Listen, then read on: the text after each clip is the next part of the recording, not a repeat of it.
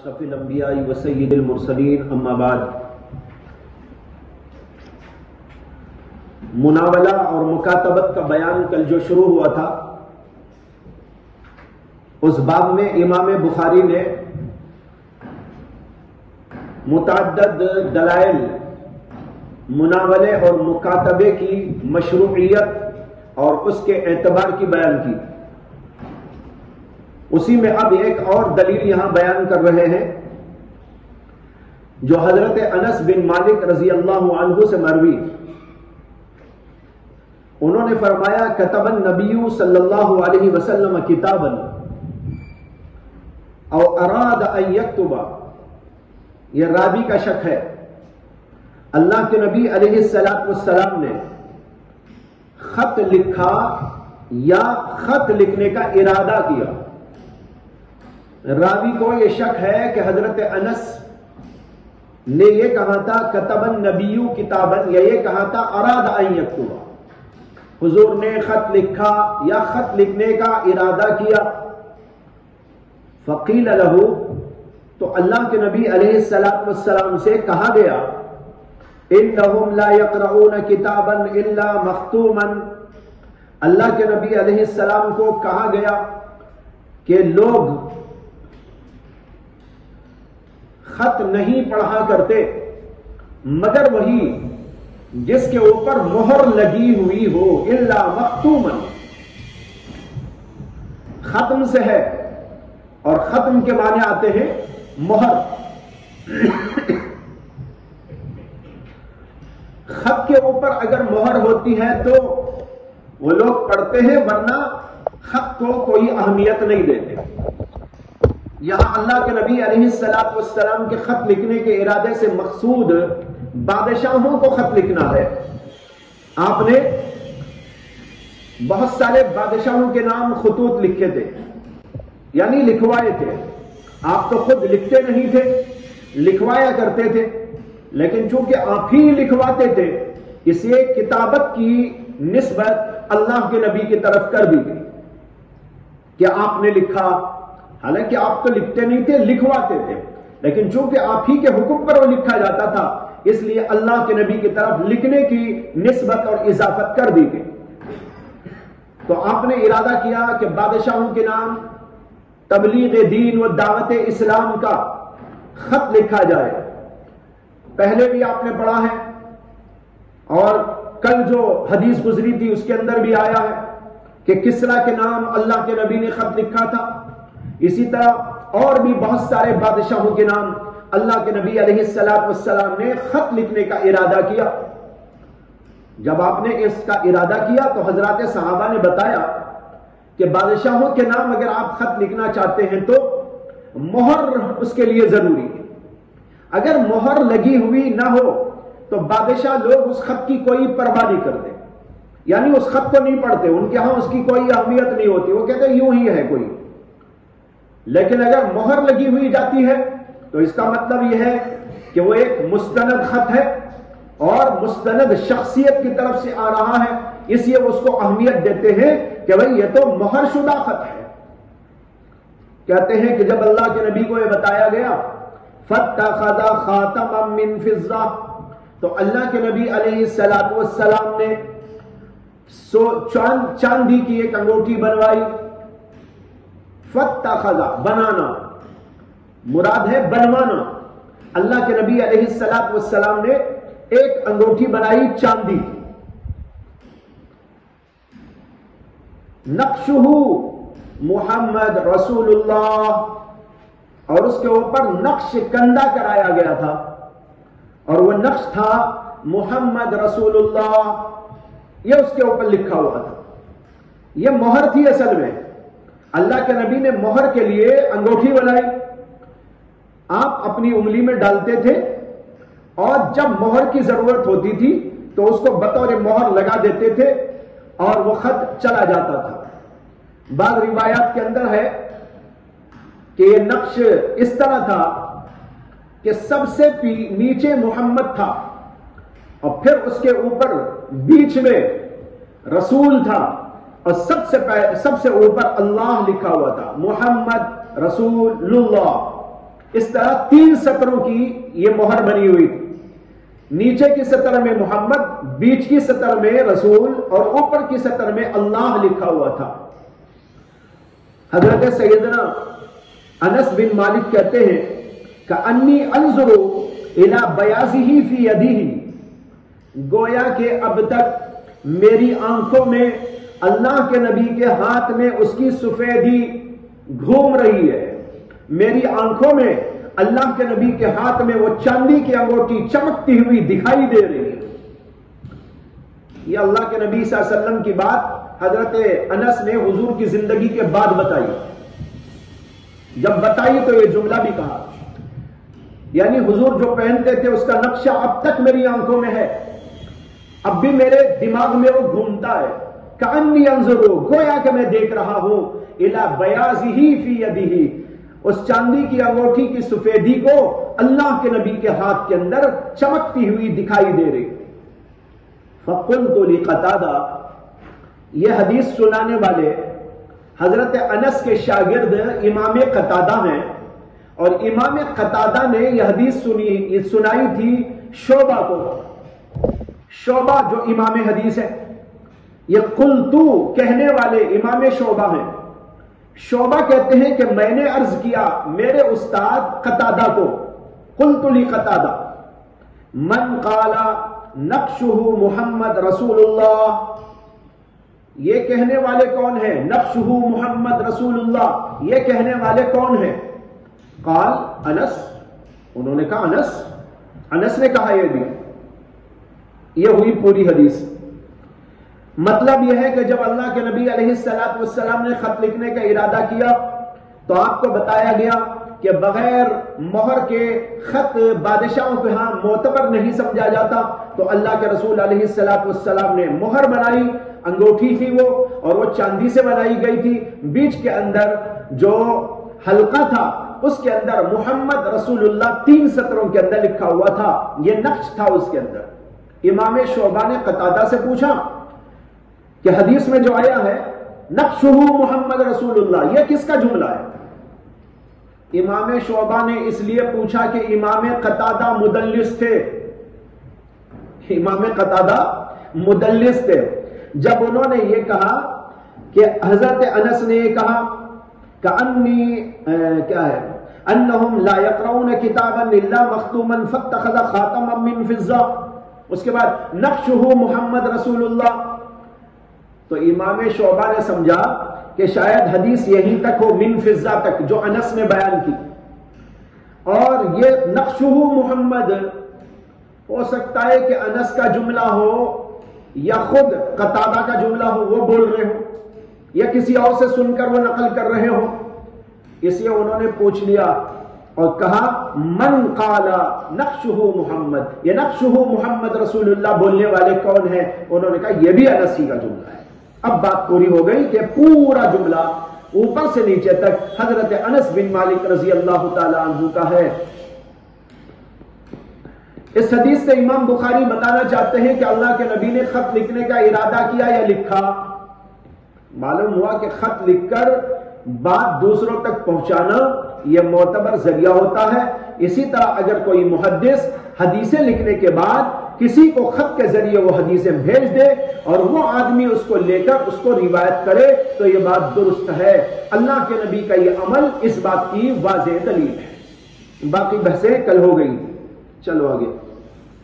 بسم اللہ الرحمن الرحیم. الحمد للہ رب العالمین والصلاة والسلام علی سید الانبیاء والمرسلین وعلى آلہ وصحبہ اجمعین. اما بعد، وبالسند المتصل منا إلى الشيخ الإمام الهمام الحافظ الحجة أمير المؤمنين في الحديث أبي عبد الله محمد بن إسماعيل بن إبراهيم بن المغيرة بن بردزبة الجعفي اليماني البخاري رحمه الله تعالى أنه قال: باب من قعد حيث ينتهي به المجلس ومن رأى فرجة في الحلقة فجلس فيها. وبه قال حدثنا إسماعيل قال حدثني مالك عن إسحاق بن عبد الله بن أبي طلحة أن أبا مرة مولى عقيل بن أبي طالب أخبره عن أبي واقد الليثي رضي الله تعالى عنه وعنهم أن رسول الله صلى الله عليه وسلم بينما هو جالس في المسجد والناس معه إذ أقبل 3 نفر فأقبل 2 إلى رسول الله صلى الله عليه وسلم وذهب واحد. قال فوقف على رسول الله صلى الله عليه وسلم فأما أحدهما فرأى فرجة في الحلقة فجلس فيها، وأما الآخر فجلس خلفهم، وأما الثالث فأدبر ذاهبا. فلما فرغ رسول الله صلى الله عليه وسلم قال: ألا أخبركم عن النفر الثلاثة؟ أما أحدهم فآوى إلى الله فآواه الله.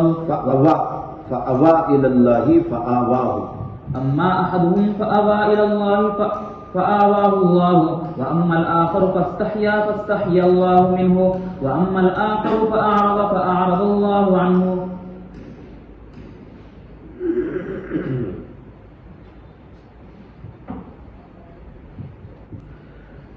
باب من قعد حيث ينتهي به المجلس ومن رأى فرجة في الحلقة فجلس فيها.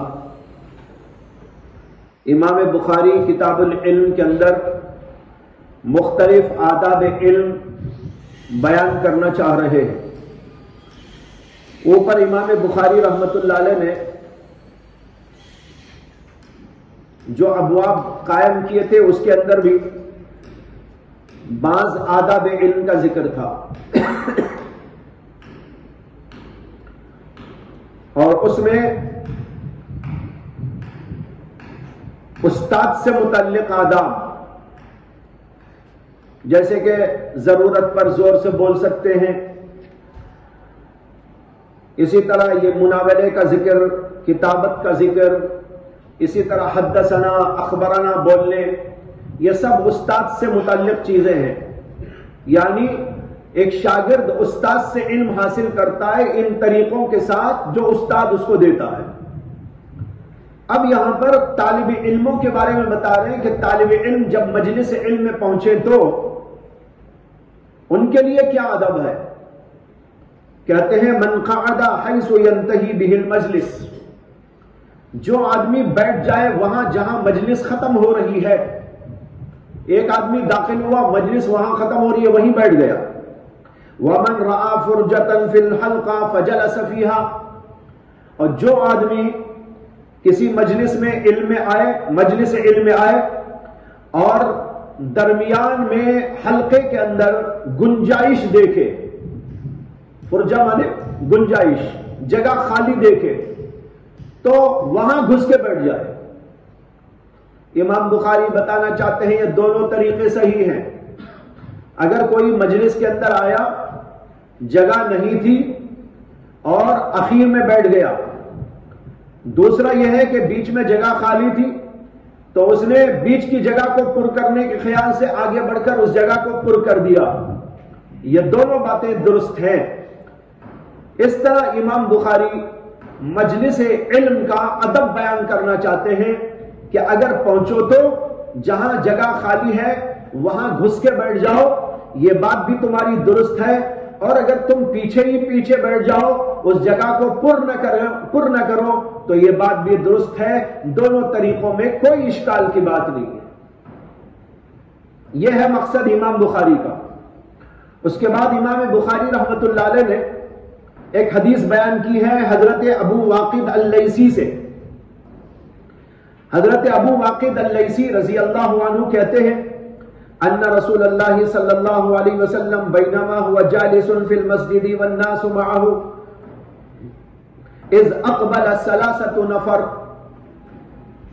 بے شک اللہ کے نبی علیہ السلام اس اثنا میں کہ آپ مسجد کے اندر بیٹھے ہوئے تھے اور لوگ آپ کے ساتھ میں تھے، یعنی مجلس جمی ہوئی، صحابہ کرام آپ کے ساتھ موجود تھے اور یہ مجلس مسجد کے اندر تھی. اس درمیان میں اذ اقبل 3 نفر، 3 آدمی سامنے آئے. اقبل مانے سامنے کی طرف آنا، پیچھے سے سامنے آنے کا نام اقبال.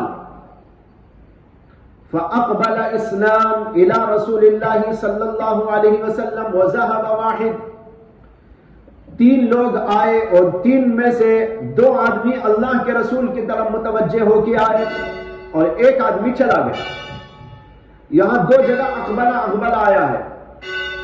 اس میں سوال پیدا ہوتا ہے کہ اوپر اقبلہ آ گیا تو پھر دوسرے اقبلہ کی کیا ضرورت؟ بات یہ ہے کہ یہ پہلے اقبلہ کا مفہوم یہ ہے کہ وہ لوگ چلتے ہوئے سامنے آئے، مسجد کی طرف سامنے آئے، لیکن جب انہوں نے دیکھا کہ اللہ کے نبی کی مجلس جاری ہے تو ان میں سے 2 آدمی تو مجلس میں آ گئے، 1 آدمی چلا گیا۔ تو لہذا پہلے اقبلہ کا مطلب ہے کہ وہ لوگ 3 آدمی مسجد کی طرف آگے بڑھتے ہوئے آئے، پھر ان میں سے 2 آدمی تو مجلس میں آ گئے، 1 آدمی چلا گیا۔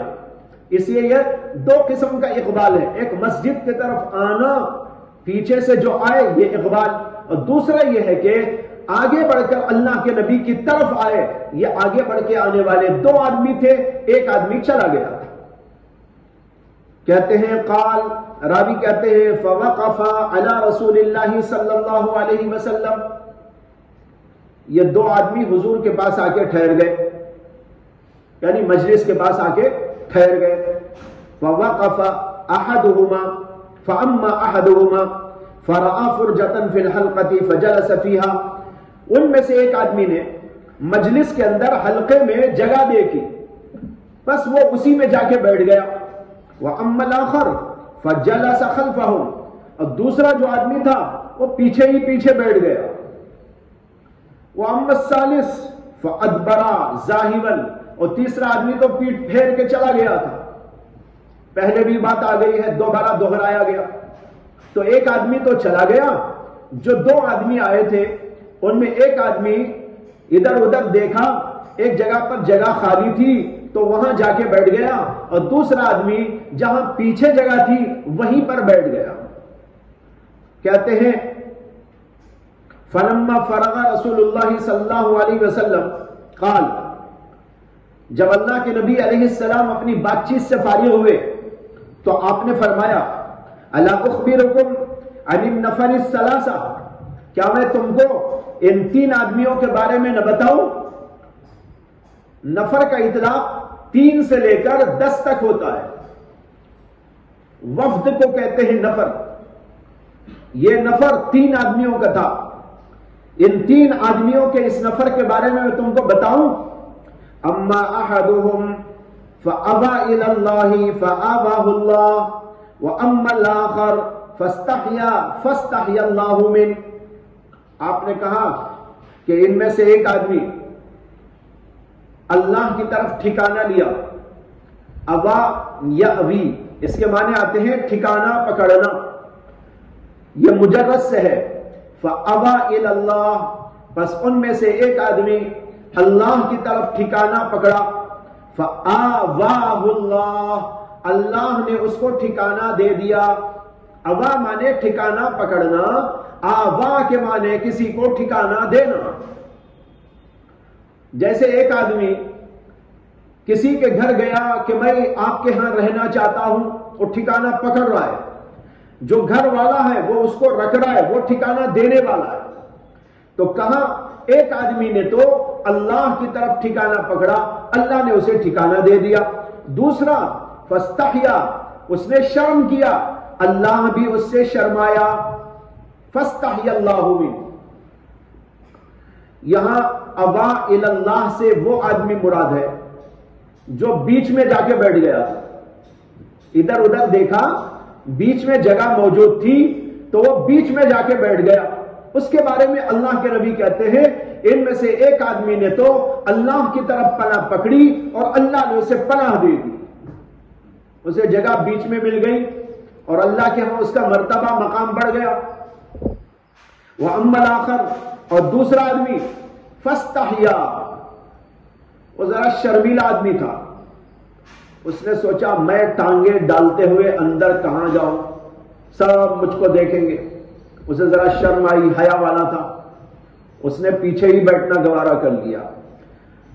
کہتے ہیں فاستحیا، دوسرا آدمی اس نے اللہ سے، اس نے شرمایا، فاستحیا اللہ منہ، تو اللہ بھی اس سے شرمایا۔ وَأَمَّا الْآخَرُ، اور وہ تیسرا آدمی، فَآرَزَ، اس نے اللہ سے اعراض کیا، مجلس کو چھوڑ کے بھاگ گیا، فَآرَزَ اللَّهُ عَنْهُ، اللہ نے بھی اس سے منہ پھیر لیا، نہ اسے اجر ہے نہ ثواب، کچھ نہیں، اللہ نے اس سے منہ پھیر لیا۔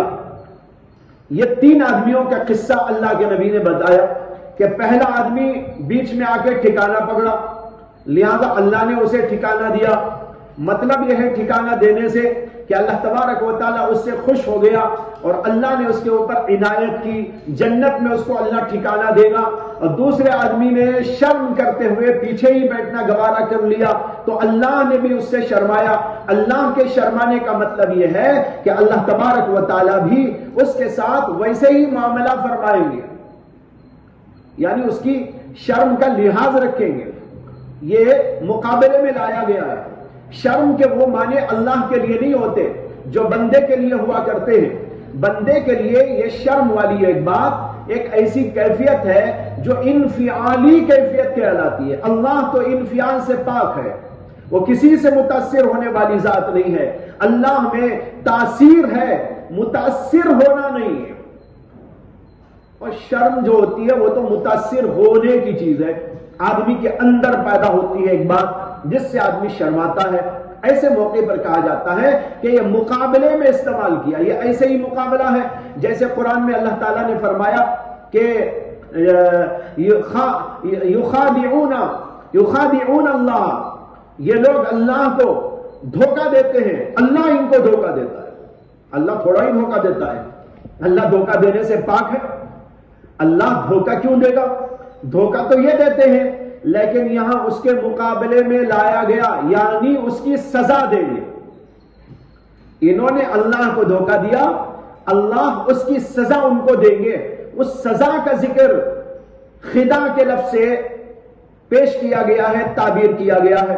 اسی طرح یہاں شرم کیا اس بندے نے، اللہ نے بھی اس سے شرمایا، مطلب یہ اسے معاف کرے گا، اس کے ساتھ احسان کرے گا، اس کے رازوں کو کھولے گا نہیں، اللہ تبارک و تعالیٰ اس کی پردہ داری کرے گا، پردہ دری نہیں کرے گا، یہ مطلب ہے اس کا۔ تو یہ دو آدمی فضیلت مآب ہو گئے، ایک جا کر بیچ میں بیٹھنے والا اور ایک وہ جو اخیر ہی میں بیٹھ گیا۔ اب یہاں علماء کا اس بارے میں اختلاف ہے کہ ان دونوں میں سے اللہ کے نبی کے نزدیک فضیلت مآب کون ہے، یعنی بڑا ہوا کون ہے فضیلت میں؟ پہلا آدمی بڑا ہوا ہے یا دوسرا آدمی؟ ایک وہ آدمی ہے جو جگہ دیکھ کر بیچ میں جا کے گھس کے بیٹھ گیا، اللہ کے نبی اسے تو کہہ رہے ابا اللہ ابا اللہ فابا اللہ، اس نے اللہ کی طرف ٹھکانہ پکڑا اور اللہ نے اسے ٹھکانہ دے دیا۔ دوسرے آدمی کے بارے میں بتایا وہ پیچھے ہی بیٹھ گیا شرم کے مارے، اللہ بھی اس سے شرماتا ہے۔ اب سوال یہ ہے کہ ان دونوں میں سے زیادہ مقام کس کا ہے؟ بعض علماء کہتے ہیں بیچ میں جا کے بیٹھنے والے کا زیادہ مقام ہے، اس لیے کہ اللہ کے نبی نے یہ لفظ اس کے لیے استعمال کیا، ابا اللہ، اس نے ٹھکانہ پکڑا اللہ کی طرف۔ اور علم کے اندر شرم نہیں ہوتی، علم حاصل کرنے میں شرم نہیں ہونا چاہیے، بے شرم ہو کے آگے بڑھنا چاہیے۔ بے شرم ہو کے آگے بڑھیں گے تبھی علم آئے گا۔ آگے چل کے ایک باب آئے گا، امام بخاری اس کے اندر بتائیں گے، کسی بزرگ کا قول اس میں ذکر کیا ہے کہ انہوں نے کہا کہ جو شرم کرتا ہے وہ اور جو تکبر کرتا ہے وہ، یہ دو قسم کے لوگ کبھی علم حاصل نہیں کر سکتے۔ دو قسم کے لوگ علم حاصل نہیں کر سکتے، ایک متکبرین جن میں تکبر ہو، بڑائی ہو، وہ کہیں گے کیا ہے، استاد کی پرواہ نہیں، کتاب کی پرواہ نہیں، علم کی پرواہ نہیں، اپنے آپ کو بڑا سمجھنے والا۔ ایسا آدمی کبھی علم حاصل نہیں کر سکتا۔ علم حاصل کرنے کے لیے تکبر نہیں، تواضع چاہیے، اساتذہ کے سامنے زیر ہونا چاہیے، اساتذہ کے سامنے اپنے آپ کو حقیر سمجھنا چاہیے، تب جا کر اللہ علم عطا کرتے ہیں۔ اگر یہ کیفیت نہ ہو اور تکبر ہو انسان میں، وہ علم حاصل نہیں کر سکتا۔ اور دوسرا وہ آدمی جو شرمیلا ہو، पूछने शर्माता है, बोलने शर्माता है, कुछ करने शर्माता है, आगे आने शर्माता है, पीछे पीछे रहता है, कहां से इल्म आएगा? यहां तो बेशर्म हो जाना चाहिए। पूछो, मालूमात करो, बार बार पूछो। बाल लोग इसलिए नहीं पूछते कि मैं पूछूंगा कुछ गलती हो जाएगी, टोक देंगे, सबके सामने टोक देंगे तो मेरा क्या रहेगा, इसलिए पूछते नहीं। और ना पूछकर अपनी जिहालत पर बरकरार रहते, तो कैसे इल्म बढ़ेगा? हदीस में आता है कि अल्लाह के नबी अलैहिस्सलातु वस्सलाम ने सवाल को निस्फ इल्म फरमाया है। अस्सवालु निस्फुल इल्म, इसे पूछना चाहिए, बेशर्म होकर पूछना चाहिए, बार बार पूछना चाहिए। जब पूछेंगे तो उस्ताद अगर टोक देगा तो अभी इल्म बढ़ेगा, इससे कि उससे यह समझ में आएगा कि मेरी यह गलती है, ऐसा मुझे नहीं करना चाहिए, ऐसा करना चाहिए। जब वो मालूम हो गया तो इल्म बढ़ गया। और अगर टोके नहीं, उसका जवाब आपको दिया, तब भी इल्म बढ़ गया। हर सूरत के अंदर इल्म के अंदर इजाफा होगा। और अगर आदमी शर्मीलापन दिखाते हुए मालूमात ही न करे, सवालात ही न करे और बैठा रहे और दिमाग के अंदर आने वाले सवालात को दिमाग ही के अंदर जो है रख ले, तो फिर उसका इल्म महदूद होकर एक जमाने में मर जाएगा। तो बहरहाल मैं बताना चाह रहा था कि यह आदमी बेशर्म होकर आगे बढ़ गया।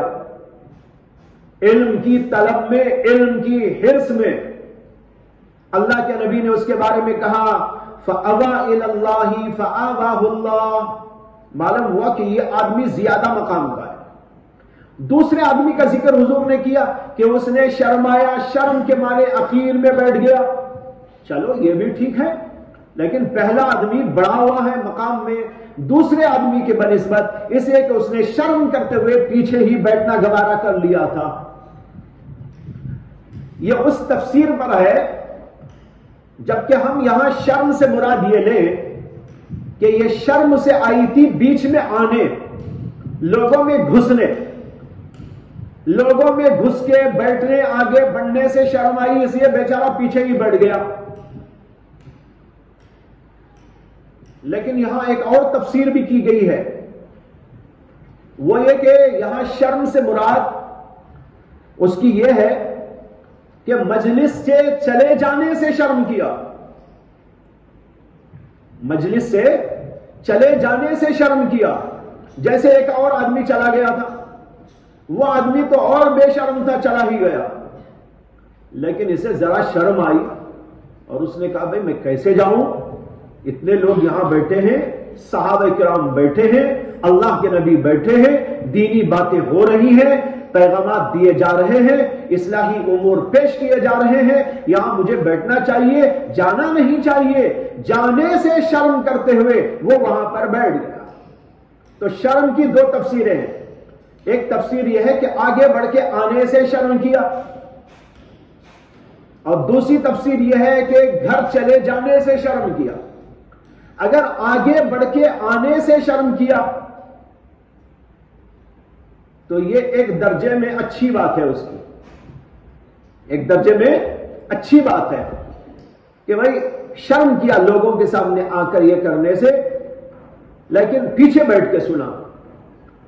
इस सूरत के अंदर उलमा कहते हैं कि पहले आदमी की बनिस्बत ये दूसरा आदमी अच्छा है, फजीलत बाब है, इसलिए कि उसने मजलिस की कोई रियायत नहीं की। इल्म का शौक तो था उसमें, लेकिन मजलिस की कोई रियायत नहीं की।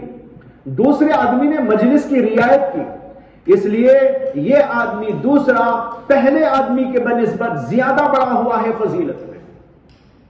और अगर यहां तफसीर वो लेते हैं घर नहीं गया शर्म के मारे, तो उस सूरत के अंदर वो बात है जो पहले अर्ज की गई थी कि पहला आदमी ज्यादा बेहतर है दूसरे आदमी के लिहाज से, इसलिए कि यह आदमी आगे बढ़ के आ गया और वो आदमी घर जाने से नहीं शर्मा के बैठ गया।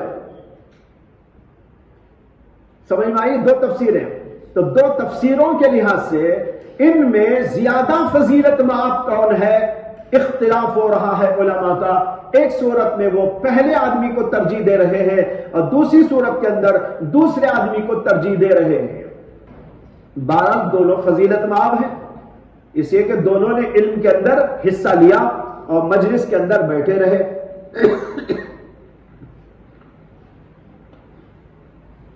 وَأَمَّا الْآخَرُ فَعَارَضَ اللَّهُ عَنْهُ. جی آگے بڑھیے. باب قول النبي صلى الله عليه وسلم رب مبلغ أو عام سامع.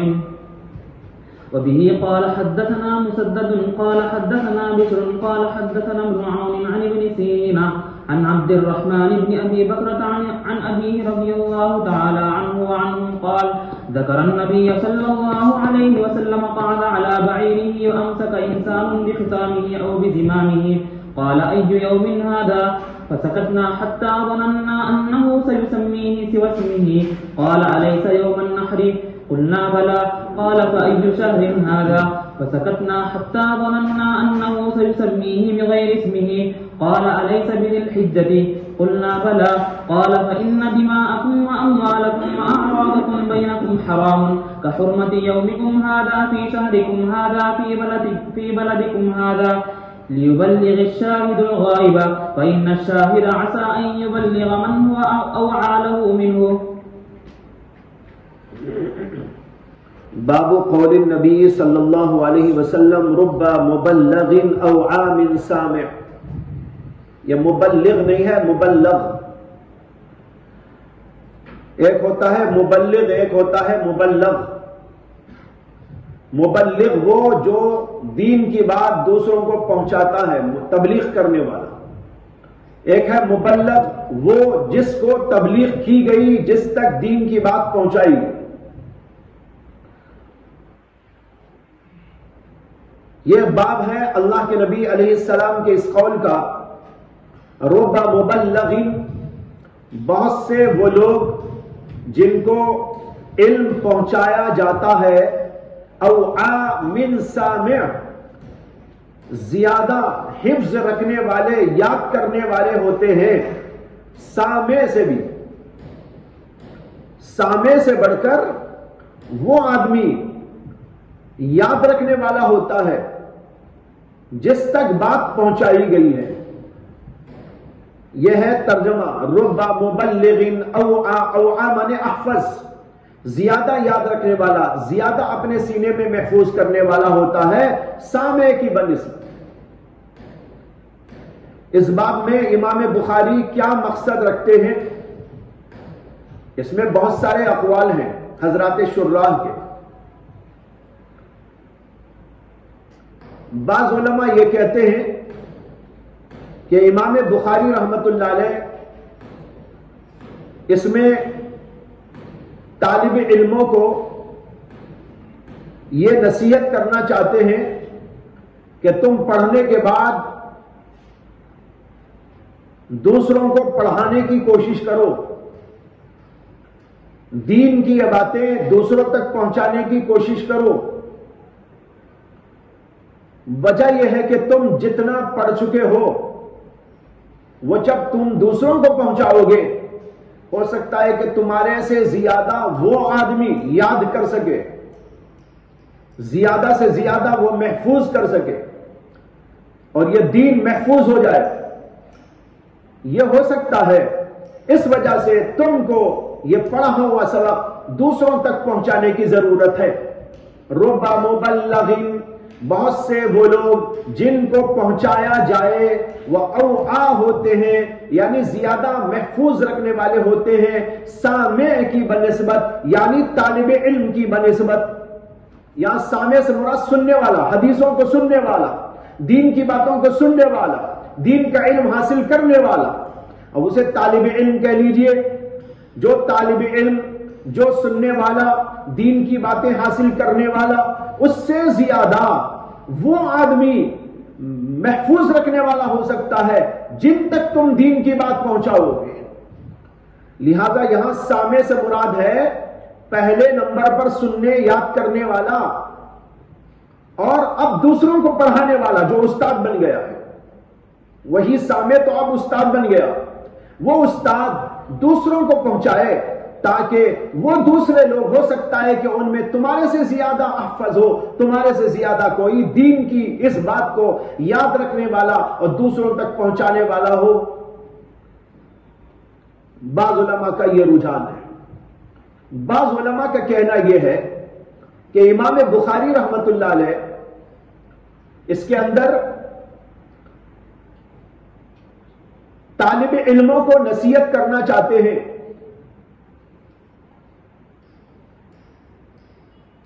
یعنی آداب علم میں سے ایک علم کا ادب طالب علموں کو سمجھانا چاہتے ہیں کہ جب تم پڑھو اور استاد سے حاصل کرو تو اس بات کی کوشش کرو کہ اس کو محفوظ رکھو. ہو سکتا ہے کہ تمہارے استاد سے بھی تم آگے بڑھ جاؤ. عام طور پر مشہور یہ ہے کہ کوئی آدمی استاد سے آگے نہیں بڑھ سکتا، لیکن امام بخاری بتانا چاہتے ہیں استاد سے بھی آگے بڑھ سکتا ہے کوئی آدمی. استاد سے زیادہ حافظہ اس کا ہو سکتا ہے. ہاں یہ بھی سمجھے ساتھ ساتھ یہ استاد ہی کی برکت ہے، یہ استاد ہی کی جوتیوں کا صدقہ ہے، یہ انہی کی توجہات کی بدولت ہے، یہ انہی کی دعاؤں کی وجہ سے ہے، یہ سمجھے. لیکن ایسا ہو سکتا ہے کہ طالب علم جتنا حاصل کر رہا ہے وہ اس سے زیادہ یاد رکھ سکے جتنا کہ استاد نے یاد کیا ہے. اس لیے کہا رب مبلغ او عامل سامع، سامع سے زیادہ مبلغ ہو سکتا ہے کہ اوعا ہو، لہذا تم بھی اوعا ہو سکتے ہو. اس لیے تم کو اس طرف توجہ دینا چاہیے تاکہ تم دین کے اس پیغام کو محفوظ کر کے دوسروں تک پہنچا سکو. تو بعض علماء کی یہ رائے ہے. بہرحال مقصد امام بخاری کا وہ ہو یا یہ ہو، اس سے اتنی بات سمجھ میں آئی کہ اللہ کے نبی علیہ الصلوۃ والسلام لوگوں کو یہ بتا رہے ہیں کہ جتنا تمہارے پاس علم ہے وہ دوسروں تک پہنچا دو، تاکہ ہو سکتا ہے کہ دوسروں کے اندر ایسے لوگ پائے جائیں جو تمہارے سے بھی زیادہ حافظے والے اور تمہارے سے بھی زیادہ علم والے ہو جائے اور یہ دین کی بات محفوظ کر سکے اور دوسروں تک پہنچا سکے. اس لیے اس میں کنجوسی نہیں کرنا چاہیے، پہنچانے کے اندر عالی ہمتی کا ثبوت دینا چاہیے. اس لیے پڑھنے میں پڑھانے میں لگے رہنا چاہیے. یہ حاصل ہوا باپ کا. اس کے بعد حدیث ہے جس کے اندر یہی بات آئی ہے. حدیث یہ ہے کہ حضرت ابو بکرہ رضی اللہ تعالی عنہ کے صاحبزادے عبد الرحمن ابن ابی بکرہ اپنے والد ابو بکرہ سے روایت کرتے ہیں، کہتے ہیں ذکر النبی صلی اللہ علیہ وسلم. کالا کی ضمیر عبد الرحمن ابن ابی بکرہ کی طرف ہے اور زکرہ کی ضمیر ابو بکرہ کی طرف ہے. سمجھ میں آ رہا ہے؟ ان عبد الرحمن ابن ابی بکرہ ان ابیہ قالا، یہ قالا کہنے والا، قالا کی ضمیر عبد الرحمن کی طرف ہے. عبد الرحمن نے کہا ذکر النبی، ابو بکرہ نے رسول اللہ صلی اللہ علیہ وسلم کا ذکر کیا. ذکر النبیو نہیں ہے، یہ ذکر النبیہ. ذکر ابو بکرہ النبی صلی اللہ علیہ وسلم. ابو بکرہ نے ایک دفعہ اللہ کے نبی صلی اللہ علیہ وسلم کا تذکرہ کیا. کیا تذکرہ کیا؟ قعد علی بعیرہ، یہ ہے تذکرہ، یہی تذکرہ کیا تھا. قعد علی بعیرہ کہ اللہ کے نبی علیہ الصلوۃ والسلام اپنے اونٹ کے اوپر بیٹھ گئے. وَأَمْسَكَ إِنسَانٌ بِخِطَامِهِ أَوْ بِزِمَامِهِ، اور ایک آدمی حضور اقدس صلی اللہ علیہ وسلم کی زمام و لگام پکڑا ہوا تھا. آپ کے اونٹ کی لگام ایک آدمی پکڑا ہوا تھا. خطام کے زمام کے بارے میں بعض علماء یہ کہتے ہیں کہ اس کے معنی ہے لگام، اور بعض علماء کہتے ہیں نکیل، جو ناک میں ہوتی ہے، ناک کے پاس ڈال کے رہتے ہیں جانوروں کو، اس کو پکڑا ہوا تھا. اور بعض لوگوں نے خطام اور زمام میں فرق کیا ہے. خطام نکیل کو کہتے ہیں، زمام باغڈور کو کہتے ہیں. بہرحال یہ پکڑے ہوئے تھے ایک انسان. یہ انسان کون تھے؟ بعض علماء کا خیال ہے کہ وہ حضرت بلال حبشی تھے، اس سے کہ بعض روایتوں میں حجۃ الوداع کے موقع میں حضرت بلال حبشی رضی اللہ تعالی عنہ کا حضور کے اونٹ کو پکڑے رہنے کا ذکر آیا، اس لیے اس روایت کو بھی انہوں نے اسی پر محمول کیا کہ اس سے مراد حضرت بلال ہے۔ بعض روایات میں یہ آتا ہے کہ اس سے مراد خود حضرت ابو بکرہ ہیں، لیکن انہوں نے اپنا نام لینے کے بجائے ایک انسان کہہ دیا، اس سے کہ اس میں ایک فضیلت ثابت ہو رہی تھی، اس لیے انہوں نے اپنا نام چھپا لیا اور کہا ایک انسان نے حضور کی لگام پکڑی تھی۔ قال، اللہ کے نبی نے فرمایا، ایو یوم ھذا، آج کون سا دن ہے؟ فسکتنا، ہم سب خاموش ہو گئے، حتی ظننا انہ سیسمیہ سوى اسمہ، یہاں تک کہ ہم نے گمان کیا کہ اللہ کے نبی علیہ السلام اس دن کا کچھ اور نام رکھ دینا چاہتے ہیں۔ سیسمیہ، اللہ کے نبی اس کا نام رکھ دیں گے، سوى اسمہ، اس کے نام کے علاوہ کوئی اور نام۔ آپ نے کہا کون سا دن ہے آج؟ وہ یوم النحر تھا، سمجھ میں آیا؟ یوم النحر میں اللہ کے نبی صلی اللہ علیہ وسلم نے پوچھا تھا کہ آج کون سا دن ہے؟ حضرات صحابہ خاموش ہو گئے، ابو بکر کہتے ہیں فسکتنا، ہم سب کے سب خاموش ہو گئے، لیکن ابن عباس نے بھی یہ واقعہ نقل کیا ہے اور ان کی روایت امام بخاری نے دوسرے موقع پر پیش کی ہے کتاب الحج میں، تو وہاں پر یوں آیا کہ حضرات صحابہ سے جب اللہ کے نبی نے پوچھا ایو یوم ھذا، آج کون سا دن ہے، تو صحابہ کرام نے کہا اللہ ورسولہ اعلم، اللہ اور اللہ کا رسول بہتر جانتے ہیں۔ اب دونوں روایتوں میں تعارض ہو گیا۔ ابن عباس کہتے ہیں کہ اللہ کے رسول کے سوال پر صحابہ نے کہا تھا اللہ ورسولہ اعلم، اور ابو بکر کہتے ہیں فسکتنا، ہم خاموش رہ گئے۔ اللہ ورسولہ بولنا، عالم بولنا خاموشی نہیں ہے، اور یہاں ہے خاموش رہ گئے، دونوں میں تعارض ہے۔ اس تعارض کا جواب یہ ہے کہ کوئی تعارض نہیں ہے۔ سکتنا کے معنی ہے سکتنا عن الجواب وقلنا اللہ ورسولہ عالم، حضور کے سوال پر ہم جواب دینے سے خاموش ہو گئے اور ہم نے اتنا کہہ دیا اللہ ورسولہ عالم۔ اللہ ورسولہ عالم جواب تو نہیں ہے نا، اسے خاموشی تو کہیں گے، تو خاموش ہو گئے کا مطلب جواب ہم نے نہیں دیا۔ آج کون سا دن ہے؟ وہ یوم النحر تھا، تو صحابہ اگر جواب دیتے یوم النحر ہے، یہ جواب ہوتا۔ جب انہوں نے یہ جواب نہیں دیا تو خاموش ہو گئے، اس لیے خاموش ہونے کا مطلب یہ ہے کہ جواب سے ہم خاموش ہو گئے اور ہم نے یوں کہہ دیا اللہ ورسولہ عالم، کہ اللہ اور اللہ کا رسول بہتر جانتے ہیں، لہذا دونوں میں کوئی تعارض نہیں۔ لیکن ایک اور روایت سے پھر اشکال ہوتا ہے۔ ایک اور روایت میں یوں آیا ہے کہ جب اللہ کے نبی نے پوچھا ایو یوم ھذا، تو صحابہ نے کہا یوم النحر۔ اب یہاں تو ہے سکتنا، ہم خاموش رہ گئے، اور دوسری روایت میں یہ ہے کہ ہم نے کہا یوم النحر ہے۔ یہ تعارض شدید و تعارض قوی ہے۔ اس کا جواب یہ ہے کہ یہاں بھی حقیقت میں کوئی تعارض نہیں، اس لیے کہ واقعہ یہ ہوا تھا کہ اللہ کے نبی نے پوچھا ایو یوم ھذا، صحابہ نے کوئی جواب نہیں دیا، یہ کہہ دیا اللہ ورسولہ عالم۔ تب اللہ کے رسول نے کہا الیس یوم النحر، کیا آج یوم النحر نہیں ہے؟ تب صحابہ نے کہا ہاں یوم النحر ہے۔ تو کسی راوی نے بیچ کی یہ پوری بات چھوڑ دی اور اخیر کی جو بات تھی وہ ذکر کر دی کہ صحابہ نے کہا یوم النحر ہے، حالانکہ پوری بات یہ ہوئی تھی کہ پوچھا اللہ کے نبی نے تو صحابہ نے کوئی جواب نہ دے کر اللہ ورسولہ عالم کہا، اور پھر خود اللہ کے نبی نے پوچھا الیس ھذا یوم النحر، کیا یہ یوم النحر نہیں ہے؟ تب صحابہ نے کہا ہاں یہ یوم النحر ہے،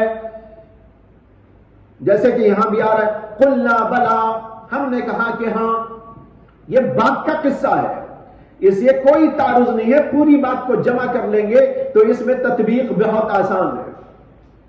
بہرحال کہتے ہیں فسکتنا حتی ظننا، ہم خاموش ہوئے اور ہمارا گمان ہوا، خیال ہوا کہ شاید آپ اس لیے پوچھ رہے ہو کہ اس کا نام کچھ اور رکھ دینا چاہتے ہو۔ یہ یوم النحر کہلاتا ہے، اب سے نہیں، ایک طویل زمانے سے چلا آ رہا ہے، لیکن ہو سکتا ہے کہ اللہ کے نبی نے جیسے اور چیزوں کے نام بدلے ہیں، بعض اشخاص کے نام بدلے ہیں، بعض نمازوں کے نام بدلے ہیں۔ پہلے زمانے میں عشاء کو اتما کہا جاتا تھا، لیکن اللہ کے نبی علیہ السلام نے اس کا نام بدل ڈالا۔ اسی طریقے پر اور بھی بعض چیزوں کا نام اللہ کے نبی نے بدلا۔ تو کہتے ہیں کہ ہمارا خیال ہوا کہ اللہ کے نبی شاید کوئی اس کا دوسرا نام رکھنا چاہتے ہو، لیکن یہ گمان تھا، صحیح نہیں تھا۔ قال، اللہ کے نبی نے کہا الیس یوم النحر، کہ آج الیس یوم النحر، کہ آج یوم النحر نہیں ہے؟ قلنا بلا، ہم نے کہا جی ہاں۔ آپ نے کہا فَأَيُّ شَهْرٍ هَذَا، یہ کون سا مہینہ ہے؟ یہاں بھی وہی بات ہوئی، فَسَكَتْنَا حَتَّى ظَنَنَّا أَنَّهُ سَيُسَمِّيهِ بِغَيْرِ اسْمِهِ، ہم خاموش ہو گئے۔ یہاں بھی ابن عباس کی روایت میں ہے کہ اللہ و رسولہ عالم کہا، تطبیق وہی ہے جو پہلے عرض کر دی گئی۔ کہتے ہیں کہ ہمارا گمان ہوا کہ آپ شاید اس کا کوئی دوسرا نام رکھنا چاہتے ہو۔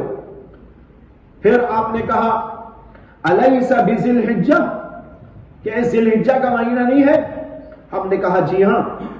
آپ نے کہا فَإِنَّ دِمَاءَكُمْ وَأَمْوَالَكُمْ وَأَعْرَاضَكُمْ بَيْنَكُمْ حَرَامٌ كَحُرْمَةِ يَوْمِكُمْ هَذَا فِي شَهْرِكُمْ هَذَا فِي بَلَدِكُمْ هَذَا۔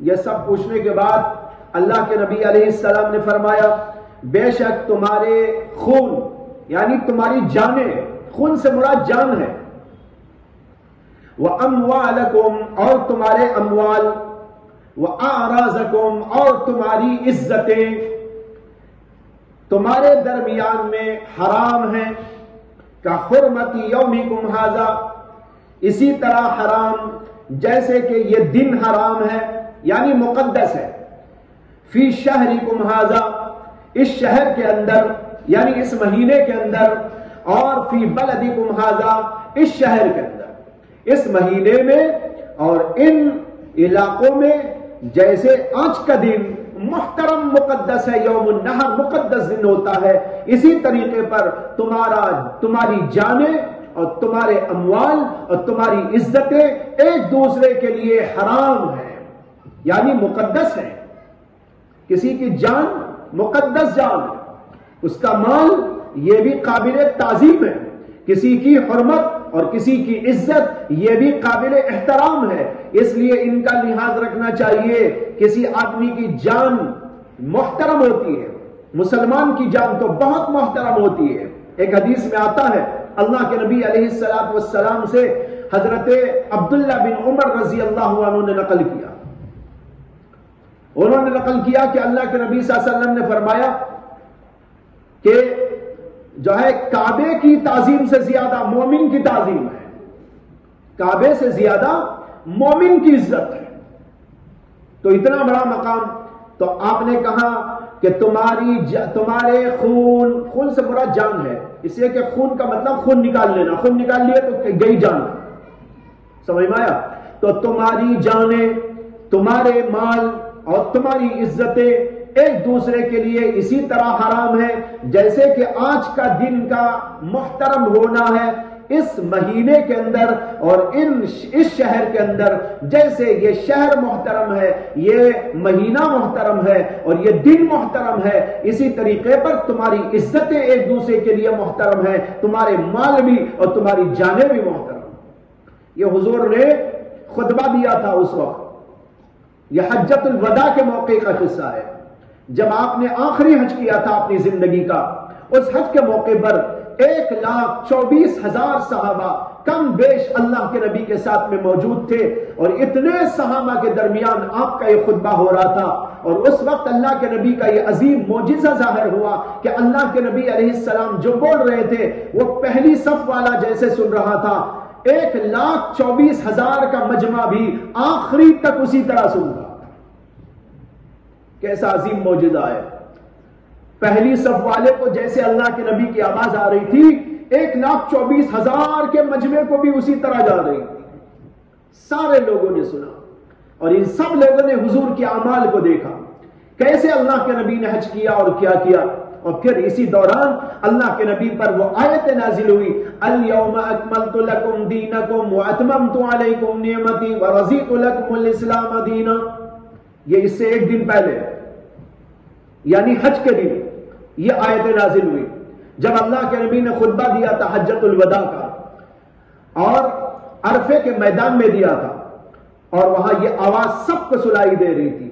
وہاں یہ ہوا، اس کے دوسرے دن کا یہ واقعہ ہے جو یہاں بیان کیا جا رہا ہے، یوم النحر کا۔ تو اللہ کے نبی نے یہ فرمایا، اس کے بعد کہا لیبلغ الشاہد الغائب، جو یہاں موجود ہے وہ غائب تک میری بات پہنچا دے۔ جو یہاں موجود ہیں وہ ان لوگوں کو میری باتیں پہنچائیں جو یہاں موجود نہیں۔ جاؤ اپنے گھروں میں، اپنے علاقوں میں، اپنے خطوں میں، اپنے شہروں میں، وہاں لوگوں کو پہنچاؤ میری بات۔ دین اس طرح پھیلا، اس طرح آج تک آیا۔ پھر اس کے بعد کتابیں لکھی گئی، کتابوں میں محفوظ ہو کر دین محفوظ اس طرح رہا، ورنہ پہلے سینہ بسینہ علم آتا رہا، حضرات صحابہ ایک دوسرے کو پہنچانے کا کام کرتے رہے۔ اس کے بعد میں ہے فَإِنَّ الشَّاهِدَ عَسَىٰ أَن يُبَلِّغَ مَنْ هُوَ أَوْعَىٰ لَهُ مِنْهُ، کیونکہ جو یہاں موجود ہے اور میری بات سن رہا ہے، شاہد جو موجود ہے جو میری بات سن رہا ہے، یہ ہے سامع بھی۔ سامع بھی اسی کو کہا، شاہد بھی وہی ہے۔ جو شاہد ہے، حاضر ہے، ہو سکتا ہے کہ وہ بات کو پہنچائے اس آدمی تک، من ہوا اوعا، جو اس سے زیادہ محفوظ رکھنے والا ہے۔ اس سے امام بخاری نے وہ جو ہے لیا ہے الفاظ کو، رب مبلغ اوعا من سامع۔ ویسے وہ بھی ایک حدیث ہے، وہ بھی حدیث بعض روایتیں اس کی آئی ہیں انہی الفاظ کے ساتھ۔ یہاں پر یہ حدیث لائے جو امام بخاری کی شرط کے مطابق ہے۔ اللہ کے نبی نے کہا فَإِنَّ الشَّاهِدَ، کیونکہ جو یہاں موجود ہے اور میری بات کو سن رہا ہے، ہو سکتا ہے کہ وہ یہ بات پہنچا دے اس تک، من ہوا اوعا منہ، جو اس سے زیادہ ان چیزوں کو محفوظ رکھنے والا ہے۔ اس سے معلوم ہوا کہ دین کی بات سننے کے بعد دوسروں تک پہنچانا، پڑھنے کے بعد درس و تدریس کا سلسلہ جاری رکھ کر اپنے اپنے حلقوں میں دین کی ان باتوں کو پہنچاتے رہنے کی کوشش کرنا، اس کی طرف اللہ کے نبی نے ترغیب دی ہے، اور امام بخاری بھی ہم کو ترغیب دے رہے ہیں۔ پڑھنے کے بعد تمہارا کام یہی ہے کہ تم اسی کام کو لو اور اپنے ذمے لے کر دوسروں تک پہنچاؤ۔ ہو سکتا ہے کہ تمہارے شاگردوں میں ایسے لوگ پیدا ہو جائیں جو اس دین کی بات کو اور زیادہ محفوظ رکھے اور زیادہ سمجھے اور دوسروں تک پہنچا سکے۔ یہ ہو سکتا ہے، اس لیے تمہیں یہ کام کرتے رہنا چاہیے۔ وآخر دعوانا الحمدللہ۔